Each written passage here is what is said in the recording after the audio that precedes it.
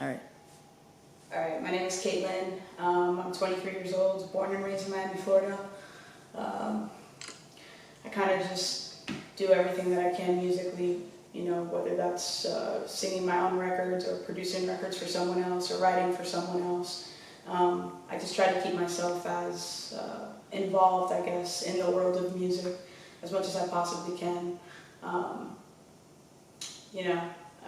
Honestly, I don't even know where to begin. Like, I have such a history with music that kind of goes like all the way back to when I was just a kid. And my dad he dabbled in the music industry some. But basically, like I started with vocal lessons. I started trying out for like Radio Disney and a lot of like acting shows and opportunities and things of that sort. I was in a lot of talent shows. I got on I think I landed like my first album, I guess, or whatever you can say. I did some vocals on a guy's album at like, 10 or 11 or something, I don't know. But I've kind of just like always been involved in music with the help and support of like my family and things of that sort.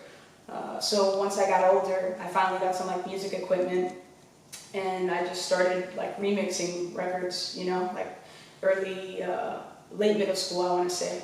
And ever since then, I mean, I've just been creating my own music, just hoping that it reaches the right people and that it helps the right people. I think that's like the ultimate goal. Besides me loving music and wanting to do this for the rest of my life, I think the main objective here is, to try to give somebody something, give someone some part of me or something like that, because that's just what I'm supposed to do, So that's what Ktln is. Ktln's a lot of things. Shit, I remember when I first really heard of you is when this girl named Juno, that she's like an event slash like a manager, like an artist manager. So like she told me, hey, like R&B has this artist coming through. I heard she's really good, and she's like, we're gonna go check her out. And I'm like, all right, cool. You know what I mean? So we go take pictures. That's when I took some pictures for R&B. Like, you got me, like, it was literally just pure out of, like we went to go listen to you, but I didn't know, you know what I mean? Like, I didn't know that's who you were. Like, I didn't know who you were until, like, I saw you, and then we talked, and then, we exchanged information, and that's when I was like, oh, shit, okay. And then when I really looked at it, I was like, oh, shit, okay. And I was like, I've kind of seen your music here and there. Yeah. But, like, it never really hit me that it was, like, the two ties. So I was like, oh, crap, okay. Like, I understand now. Yeah. But you kill live performances. So is that something you do all the time for every performance? Every performance is like live band, like live instruments, etc. Absolutely, yeah. I love so many different genres, and I love like music, just music in general. So like every aspect of music. So I love instruments and instrumentation and like manipulating instruments or manipulating different sounds to create a new instrument, I guess, whatever.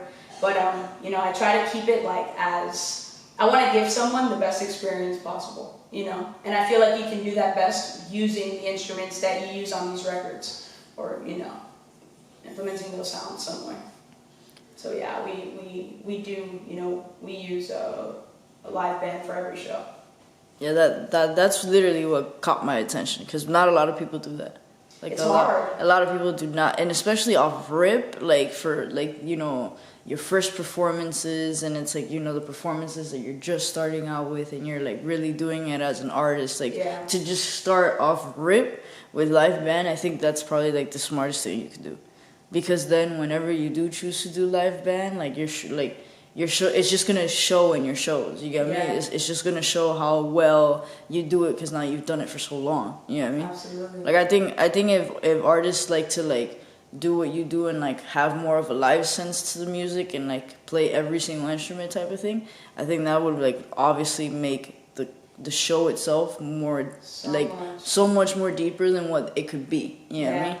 And I like not a lot of people realize that. Like Yeah, like singing over like an MP3 record just doesn't do it for people. Like, you know, like people are coming there to be entertained, but also to like feel something, you know? It's like your job as the entertainer is to move the audience, whatever way possible. And, you know, like, yeah, I can do that to some extent with my voice, but like, you know, I'm here to play music, you know? So it's like, I want to be able to bring all elements to you. You know, everything that you hear on Spotify or Apple Music, like I want to be able to bring that to you in a live setting. And also use your energy to, you know, create some sort of like, I don't know, you know, like to feed off of it, you know, and then to reciprocate that. And it's just like a whole experience, you know. That's how I like to treat shows, really as an experience between you and the listener.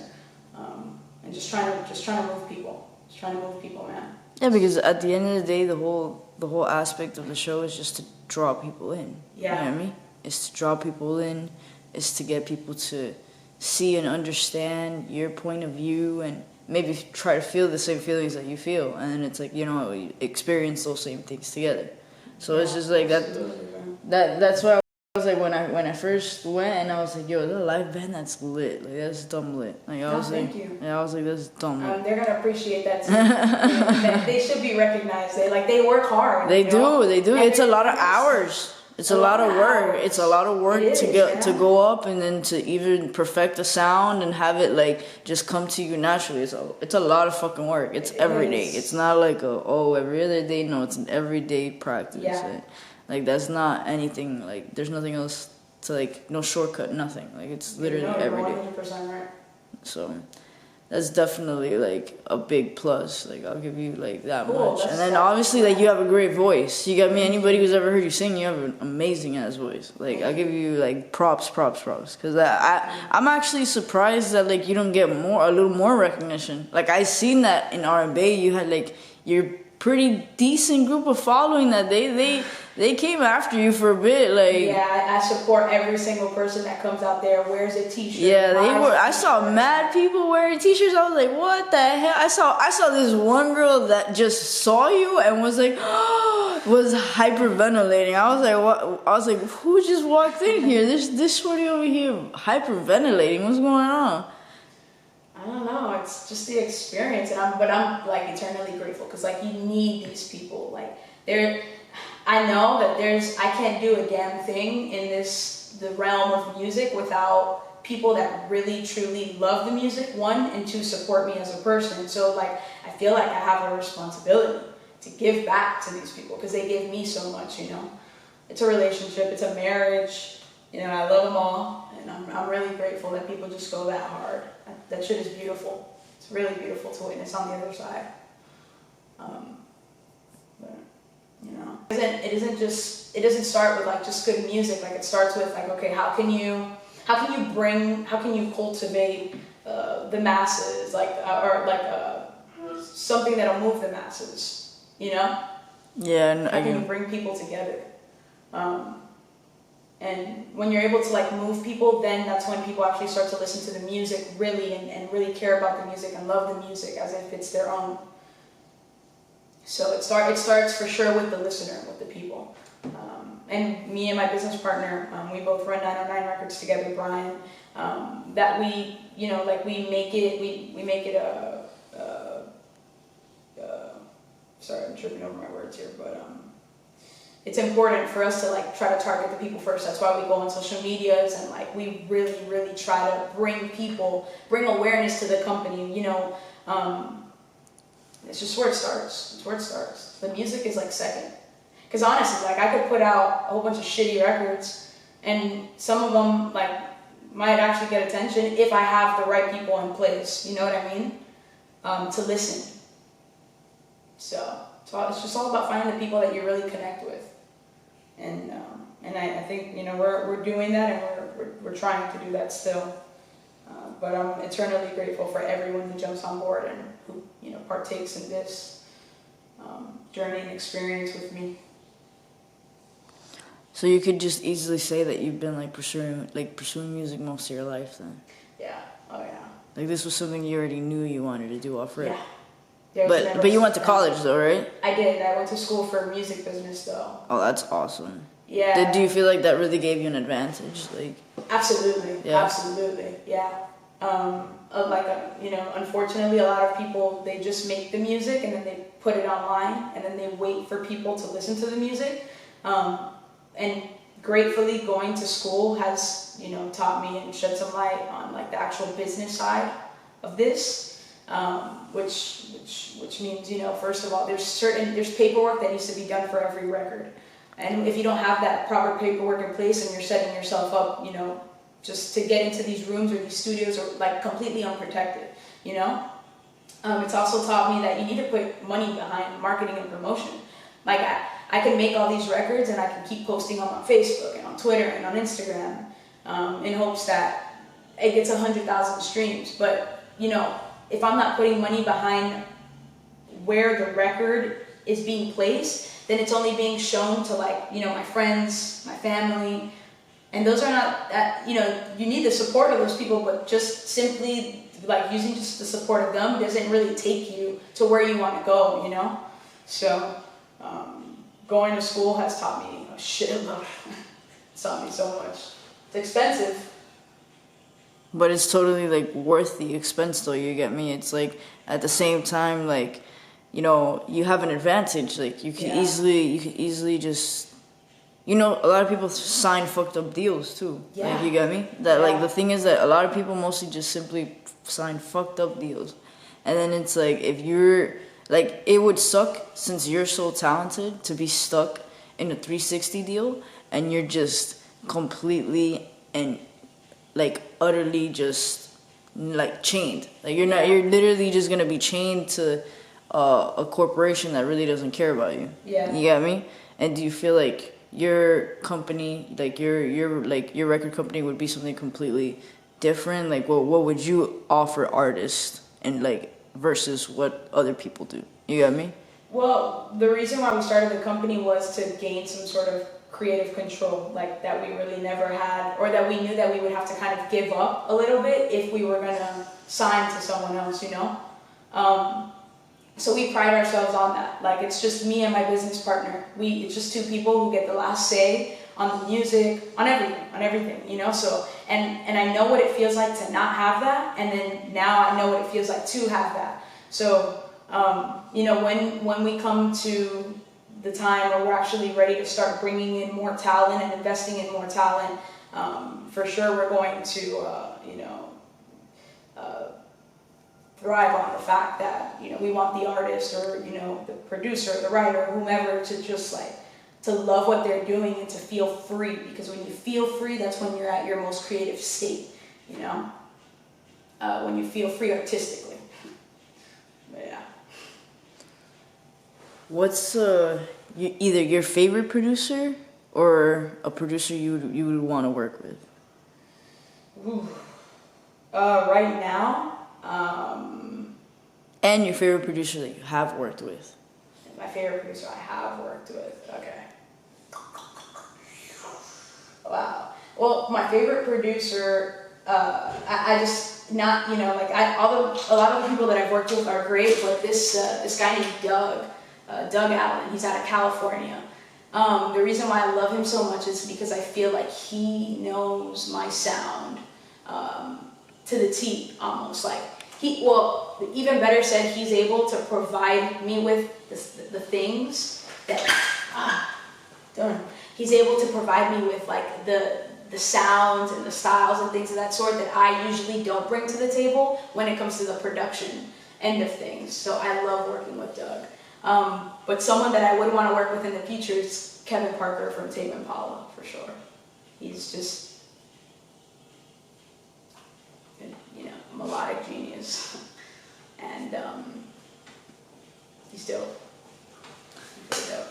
What would you like categorize your music as? Man, I don't know. I struggle to answer this question every single time. Like, it's a concoction of like so many different things. Like it has so much, it pulls influence from the urban side of music, and then also from the pop side, pop rock, and sometimes it's experimental. I don't even know what my music is, and I try not to like I try not to box it into anything.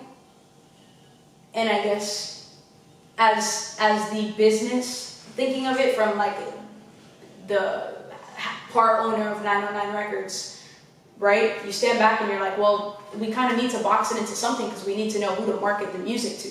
You know what I mean? Like that's how executives are thinking of it. But like truly, being the artist and the business owner, like honestly, I don't know what the hell the music is. I don't really give a shit to classify it, and I just try to just make it and make sure that it's sonically as soothing as I can make it, you know? Make sure that it hits your ear the right way, you know? But it's really like a big blend of a lot of different things, a lot of different experiences. Any new projects coming out or anything in the process or anything that you're like literally about to drop? You're like, I don't know. I take forever to drop things. Everybody knows that. No shade, I swear to God. I'm about to drop a 4-track EP. Oh shit, okay, alright, that was completely like south. Alright, I wasn't expecting that. Alright, cool. Alright. It's taken a while, but yeah, it's the first time that I've produced my own music, and I've included, you know, some of my favorite producers to come and join in with me and you know, co-produce on the records. But yeah, it's 4 songs that I've been working on, that I worked on in 2019, and you know, I'm really happy about them because they feel so close to home. Like maybe because I had much more to do with them than my previous records, you know. So, but yeah, I'm excited. I'm dropping a 4-track EP. I can't tell you the name yet, but the cover for it is gonna drop real soon.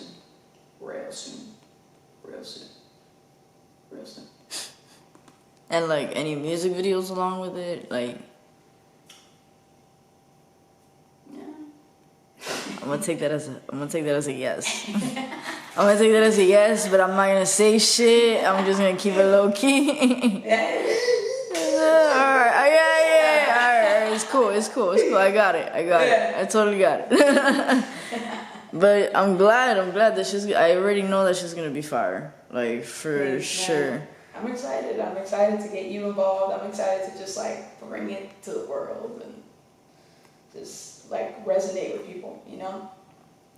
Now, what would be like your number one, I guess, advice that you would like ask people, I mean that you would give people that would want to be in this industry? If you want to be in the music business, you have to accept the fact that people will scrutinize you for every single little thing. They're going to watch you under a magnifying glass. But a little bit more like introspective advice would be like just to work your ass off. You got to do this shit every day. You got to get better every day, because if you're not working towards your shit, someone else in some other place is working on it, and they're going to be better than you. And you know, they might be creating opportunities for themselves that you're not creating for you, just because you're not putting the work in. So, you know, think smart. You need to put money behind this. Like, you can't just make music for SoundCloud and just vibe. Like, you need to put your bread where your mouth is and just work your ass off. And just be yourself, man. Be authentic. People like it when you're just you, you know? It ain't easy. It ain't easy. Now, like, would you say you'd be going on tour anytime soon? Is that something in the plans? Is that something that you would want to do? Even if it is for a small little EP, even if it's like a Miami tour or like a Florida tour or something? Yeah. As soon as we release the project, we're going to try to flood the streets with events and shows and stuff like that. And especially now that we'll have a little bit of a thicker catalog, because, you know, when you saw me at R&B, that was like a 15-minute set maybe, you know, and that it consisted of 3 songs. But now we'll have 6 records that we've officially put out under 909 Records, and that gives us, you know, enough material to really go out there and have a little bit of a lengthier show. Excuse me. So yeah, we'll be doing that for sure this year.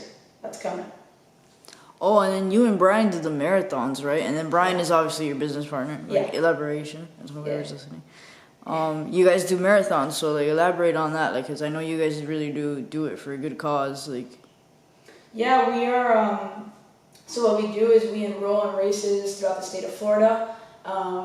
You know, whether they're 5Ks, 10Ks, half marathons, or ultra marathons, and we allow people to donate on either a per mile basis or per flat rate, flat rate basis, and you know, yeah, we run the race, we ask people to donate, and everything just goes straight to St. Jude. It doesn't even, you know, our business doesn't touch any of the money. We just send it over directly to the organization. So it's a good way for us to do something for someone else and to also do something for yourself mentally, you know.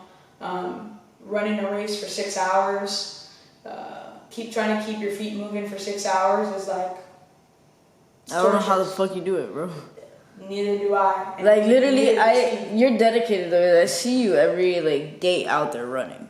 Thanks. And you're out there. I haven't been running like that no more. Brian's about to do a 118-mile race though this weekend.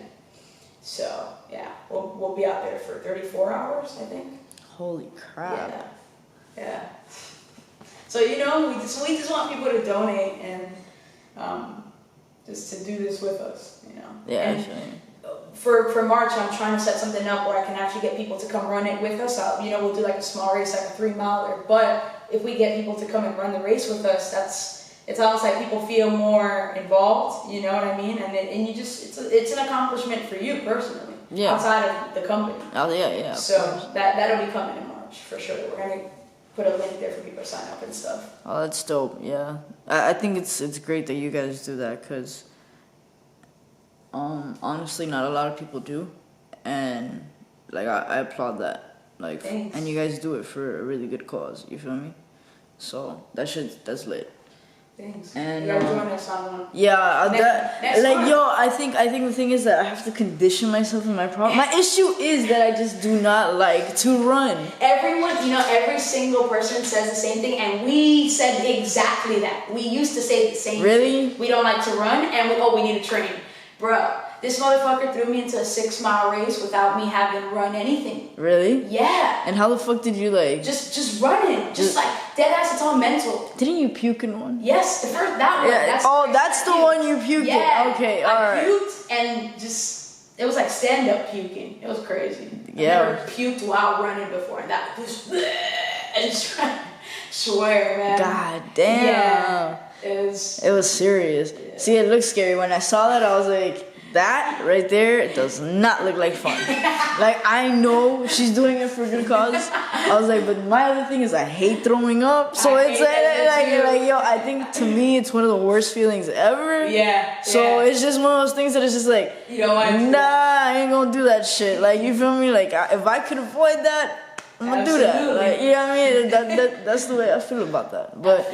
But for sure, like, yo, it takes a lot of strong will, like, at least mentally, to like go do it and like continuously go back and continuously run, because running is not fucking easy, bro. It ain't. But you know what? Like, ain't nothing different about us than everybody else. Like, every single person is capable of doing the same shit that we're doing right now. I believe every that. single person, like.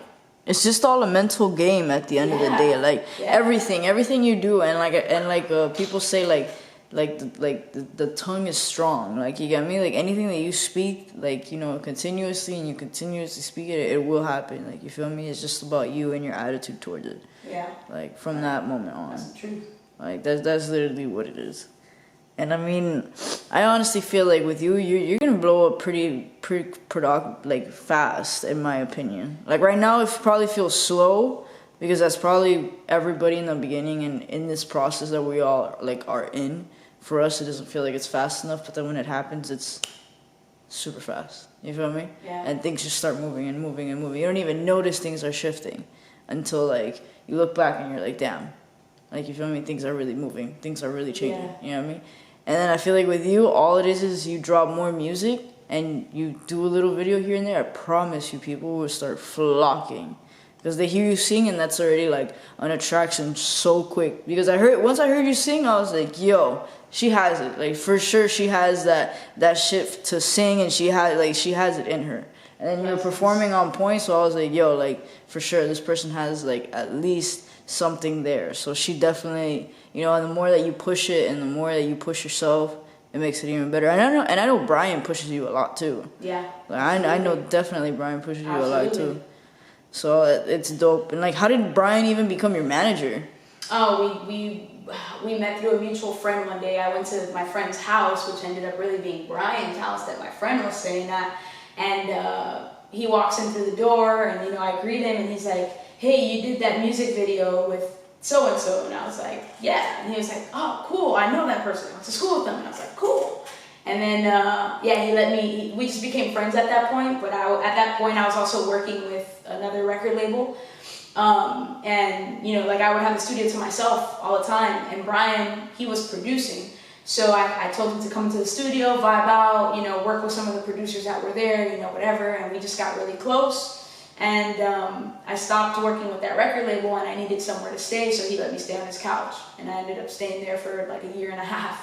And then we started our company because he really believed in me and what I had to offer as an artist. And, you know, he saw the vision, and he really wanted to help take the vision from where it was to where we want it to be.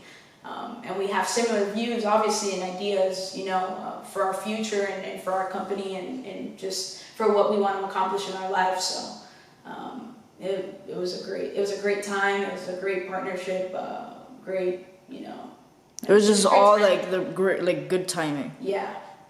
But see, that's what I mean. Like, it's always in a struggle that we find something. It's Yeah. either something that we need. You get me? Yeah. Like, always realize every time people are struggling, we always find that one thing that we need until the next other thing that we need. And the next step. And then it's just faster and faster and faster and faster. It's just a rolling thing. You get me? It's Yeah. just one of those things that, like I said, it might start slow. You get me? But it'll pick up and it'll get faster. And then it just gets to a point where it just gets too fast. You feel me? So it's just one of those things that like everything takes time. Yeah. Everything takes like effort. Everything just takes a lot of patience as well. Like with yourself and with other people, especially in this industry. Damn. That's the truth. Wait, so who did you do the music video with? Salem. Aaron Salem. Yeah. Never heard of him, but like. Yeah, I think he's from Kendall. But yeah, I guess Brian had went to school with him, so Brian, like, he noticed him. Oh shit! Oh, what a small world. Yeah, super small. It's just funny how things work out. For real. When do you feel like when you're like, are you gonna drop a single with your EP, or are you just gonna drop all of it? I'm just gonna drop all of it at the same time. Yeah. Do you know when, or like what are you aiming for? I'm shooting for April. Oh shit! All right, guys. Yeah. You already know new music coming out. Yeah. Trying. But every time I give a release date, I always push it back. So. But then after you do the EP, Yeah. you will already like start working on an album, or is that still something you're gonna take your time in and still think about how you want to approach it? Well, like, honestly, like, for 2019, what I did was in January, I told myself that I was going to take the entire year to just produce and write shitload of music, so that when release time came, I had a pool of music to start picking things from. So for this project, I put together 4 songs that I thought sat well as a collective, you know? But I still have a whole pool of music. So yeah, so after the EP, I'll probably release some singles, you know, some videos, and just, you know, or, you know, I'll let the people tell me what they want. You know? Get people involved.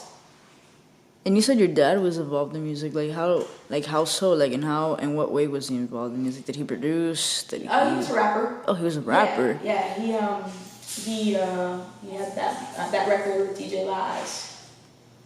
Esa Morena. Oh, that's your dad? Yeah.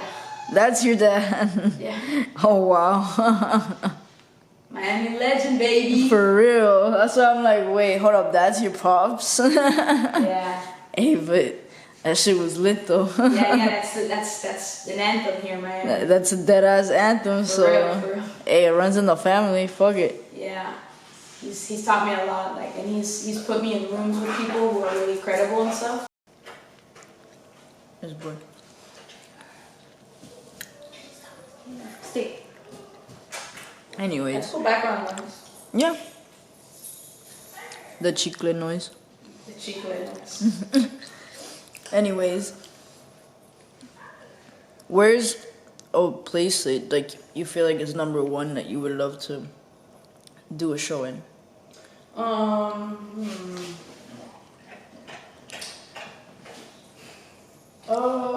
Honestly, I haven't really thought about that. But I would love to do shows in Puerto Rico and DR and like just, outside of like the typical United States. Like obviously we want to hit, as many states as we can, but like touching islands and stuff like that, that's pretty special. I think I'd start there. And like where are you from? Like what's your like ethnicity? My mom's Puerto Rican, my dad's Dominican. So yeah, you said you're Dominican and Puerto Rican. Your mom is Puerto Rican, your dad is Dominican? Yeah. Oh yeah, shit. yeah. That's right. That's a hell of a mix. I know, man.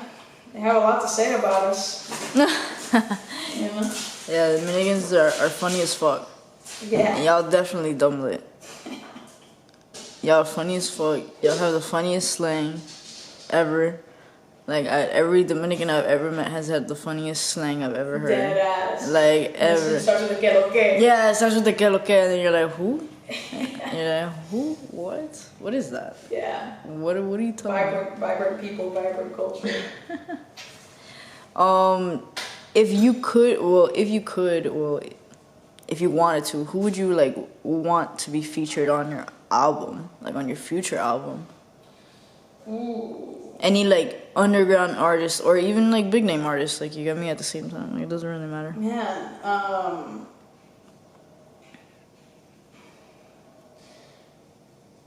like I'm not really big on features and stuff. Like I know you tend to stray away from it. You get me? Like I've seen that from you. You really don't have much songs with features. Yeah. But like, what would it take for you to like be like, I need a feature with this person? You know what I mean? I would love to work with Chester Bennington from Linkin Park. It's my guy. Grew up loving him. Prince. I would love to do something with Prince. I mean, Michael. Like I think more of like people from the past. Like people who came before me and stuff like that. Because I don't really have anyone right now that I'm like, I would really want to feature or something. Like I'm just like trying to think of like, I feel like my focus right now is more like, how can I just make the best record? I don't know. Yeah, Chester's my guy. Because trust me, I get it a lot. I get a lot of people ask me to ask you for features, and I'm like, well, I don't really know about that. I'm not sure she doesn't do it. Because if you did do it, you would have said it. You get me? So I was like, I'm more than sure she doesn't do it. I'm like, if you guys really want that feature, definitely hit her up. Maybe talk numbers, and maybe she'll be like, I'll think about it. You get me? Yeah. But if not, like, I'm like, I highly doubt it. But everybody, like, I feel like you're gonna be that one artist that people are gonna be like, I need that feature, but she doesn't fucking fuck with features. Like, it's just like when you stamp your name on everything, I feel like you start to lose control of the value. Like if I just start working with everybody and their mama, it's like, well, now everybody can get a feature. You know what I mean? It's like, I understand. And I just, like, and I also care, honestly, truthfully, I care about where I put my name. I care, Like, if I'm going to put my name on something, I want to love it entirely. Entirely. And you want to be completely convinced of the song and believe in the song and the artist that you're working with. Absolutely. Yeah, I get you. Yeah. It's got to mean something to me, too, because it's like my name is on there. And that represents me, and now when people look up my name, they find this, And that's what I regret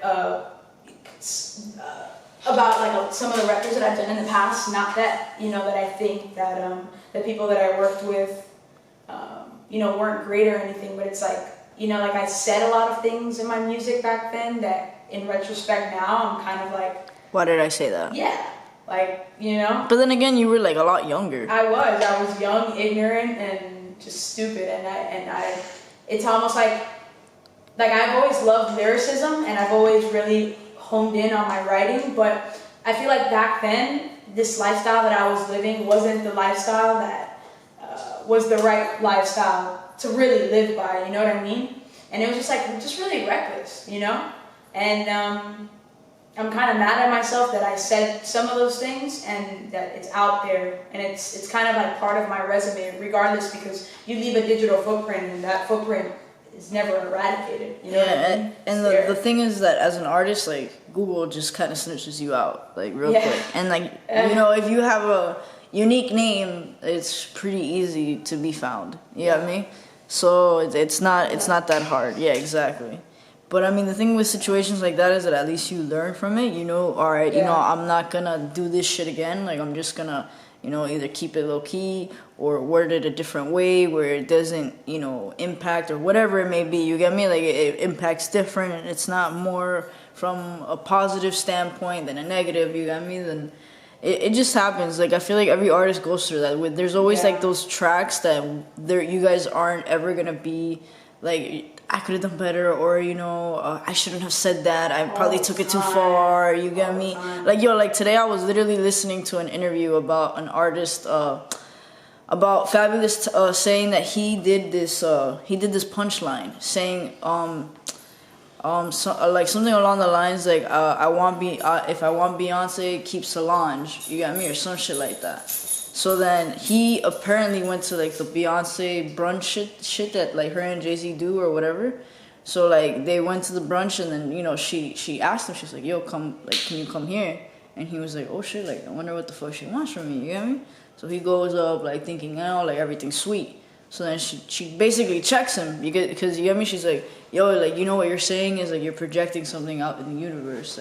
Like that shit is pretty strong. Like, you're saying like you would rather my sister be dead than me type shit, you feel me? So you're already projecting that shit, and you're already coming out with that shit. And like, you know, like the tongue is strong. Like, people are like, I've been hearing that a lot. Like, the tongue is strong. Like, so it's just one of those things that you always have to be careful with. And he even said it. He's like, yo, she was absolutely right. Like, I should have never said that. I don't know why I said that. I said it more for like a punchline. I really didn't analyze it. Like, back in those days, it was more like me trying to, like, you know, I would put anything in the song that was catchy and anything that would draw attention. And he was like, and then after that situation, I learned from it. Because, yo, like, it didn't put me to light, because she was like, yo, those are people. Like, those are feelings, and those are real situations. You know what I mean? And it really can happen. It's not like those situations can't come to light, or that they can't really become reality.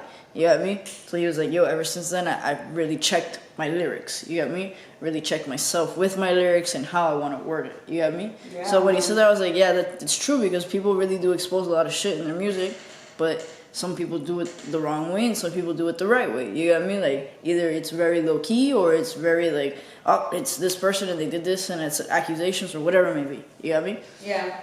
So I agree. Like, I feel like as an artist, you guys should definitely like always double think whatever lyrics, or even if it's hateful or angry or whatever, you get me? It's always good to double check. Yeah. Like, that interview showed me that. Like, that interview showed me that, because it was like, you might think this punchline is like funny or whatever, but like, maybe to that person at that moment, it's not. It's not. You get me? And like for that instance, it was like he was playing with death. So like, I guess the way like Beyonce saw it was like, you know, don't speak that shit into existence type shit. You got me? Yeah. So like, it was like a checking. So it was like interesting to hear his perspective on it, and like how he thought about it and his thought process and all that other shit. But yeah, your words are forever. You can't take back the things that escape your mouth. You know, it's like you have one chance to say the right thing. Yeah, but again, like, we're all human and we err, and this is how we learn. You get me? Yeah. So like, don't think those past shits aren't anything that you can't learn from or like recover from. Plus, you're like, yeah, you're a great artist. It's gonna like, whatever you do in the future is definitely gonna overcome whatever you did in the past. You get me? So that's what I always like try to tell people. Like, never think about that shit in the past. Always think about that shit in the future, because that's always gonna shatter what you like, overshadow what you do. Yeah, the past might come up here and there, of course, because it's part of what you were. You get me, and part of your process. But after that, like, it's not much to you after that past. You know what I mean? Now it's the future. You know what I mean? Yeah, gotta keep looking forward. Exactly. So, are you doing any like shows in Miami anytime soon? Are you plotting on one maybe? Yeah, we'll have a more of like an understanding of exactly what we're gonna do. But once the project's out in April, then it's like we're gonna go anywhere and everywhere that we can and go perform. You know, hopefully we even take it out of Miami, but yeah, we'll be real busy in the city for sure. Come April, so April, May, you know, and beyond, we'll be out here in these streets. And like any any word of advice that you would give anybody that's like that wants to do like live bands, like you, for example. You know what I mean? Because I know maybe a lot of people are curious about it and they don't know much information. You know what I mean? You gotta find the right people to have playing with you, you know. But that's always the hardest part. So the hardest part is trying to get like 5 heads in a room to all agree creatively, you know what I mean, or artistically, and see the same vision. But when you can find those heads to all be on the same wavelength as you, on the same mental page, you're good, man. You know, just take care of the people who do things for you, and eat with your friends, and eat with the people that you've got behind you when you're on stage, and you know you can do it. You can do it. But we should be promoting, or we should be telling people, you know, that they should be doing more live things here in the city. Like, we want to see that as, you know, event goers and music listeners and stuff like that. Like, we want to hear more live music, so people should feel encouraged to, you know, go back and figure out like how they could like reimagine their shows versus just rapping or singing over an MP3. You know what I mean? Yeah, definitely. I agree 100%. It's just a whole different experience. So yeah. And then okay, so my other question was why the name 809 Records? Well, so okay, so actually our apartment was 909, so that's why. Oh. That's why we just took it. Yeah. That's pretty dope though. Yeah. That's pretty fucking dope. I fuck with that. Yeah. A lot of things went down in that apartment. We used to like produce till like the sun came up, just be plotting about our business and what we wanted to look like in the coming years, and so it's significant, I guess, the apartment number. Yeah, because that's where it started. That's where it started. You know what I mean? That's the hub. Literally. That's the hub. Yeah. But all right, we'll end this. Do you want to shout anybody out, like specifically, or? I mean, just shout out to my business partner. That's the guy who's next to me all the time, and we're the two people that do everything for this company. You know, like, it's nobody else putting money behind the company. We don't have like some sort of huge investor. It's just 2 kids who really love music and we're willing to like do whatever for it. So, you know, we hope that we can inspire people to apply that same principle to whatever it is that they really want to accomplish in their own life. And that's it, you know, 909 Records.